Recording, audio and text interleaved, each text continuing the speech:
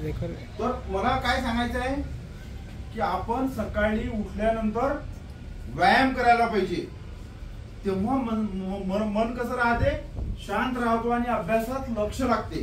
जर समजा आपण सकाळी उठून व्यायाम केलं नाही, त्यानंतर आपण आपली दिनचर्या व्यवस्थित ठेवली नाही, तर तुमचं जो 10वीचं वर्ष आहे ते 10वीचं वर्ष खूप असं म्हणजे तुम्ही यशस्वी होऊ शकाल का?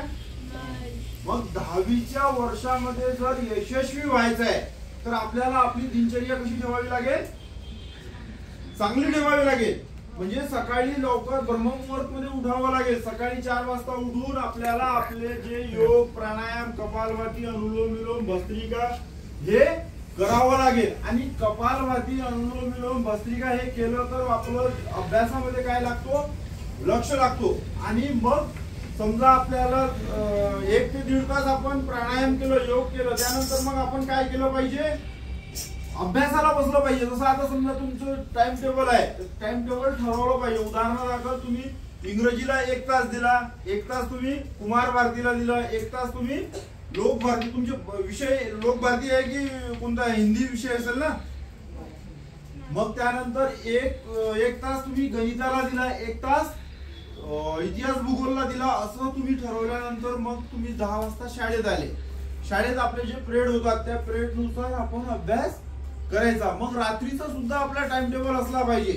रात्रीला समजा तुम्ही संध्याकाळी किती तास मिळतात आपल्याला, आपण समजा उदाहरण दाखल 4 तास मिळत असतील, तर ते 4 तास आपण काय केलं पाहिजे, आपलं ठरवलं पाहिजे मी या विषयाला जास्त, जे कठीण विषय आहे त्याला जास्त वेळ द्यायचा आणि सोप्या विषयाला कमी वेळ द्यायचा.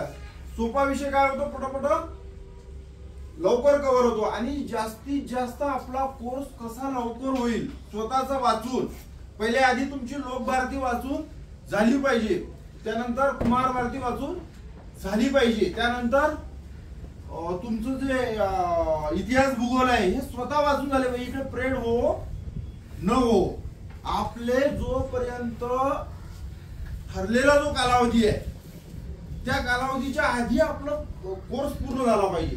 तुम्हाला जर समजा यशस्वी व्हायचं आहे, तुम्ही असं ठरवलं की नाही जाऊ द्या मी नंतर पाहिजे, बरेचदा होते ना आपलं, कल पडूंगा मैं, आज तो खेळ लेता हूं. खेळायचं पण आणि अभ्यास पण करायचा. खेळण्याला जवळपास तुमचं रोजचं 1 ते 1.5 तास असला पाहिजे, आहे की नाही. पण नुसतं खेळत राहिले, अभ्यासाकडे दुर्लक्ष केलं तर जीवनात यशस्वी होऊ शकाल काय?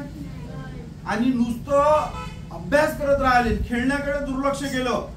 मी असा एक विद्यार्थी पाहिला की जो डॉक्टर होता पण शरीराने काळी मिळे. शरीर सुद्धा मजबूत पाहिजे ना, दणकट पाहिजे शरीर. आणि शरीर दणकट राहण्यासाठी तुम्हाला व्यायाम करणे, खेळणे खूप गरजेचे असते. काय वाटते, बरोबर आहे की चूक आहे माझं? पटते तुम्हाला? मग किती आता आजपासून किती जण सकाळी 4ला उठण्याचा प्रयत्न करतील?